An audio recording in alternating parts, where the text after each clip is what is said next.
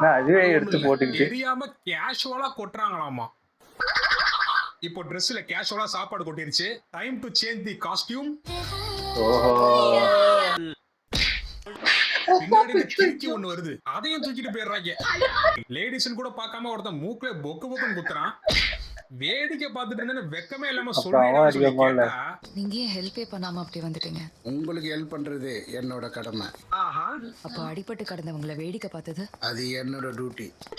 என்னோட டியூட்டியா இந்த படத்துல ஒரு ஐட்டம் டான்ஸர் வச்சிருக்காங்க. யார் இது அவன்? இந்த வேறயா? படத்துல எல்லாம் வந்து ஐட்டம் டான்ஸ் ஆடுறவன்னு கேட்டீங்கன்னா, யார் அவ இல்ல, யார் அவர். ஐயோ அங்கிளுக்கு வெறித்தனமா வேட்டையாடி ஒன்றதுல ரொம்ப என்ன நடக்குதுங்க?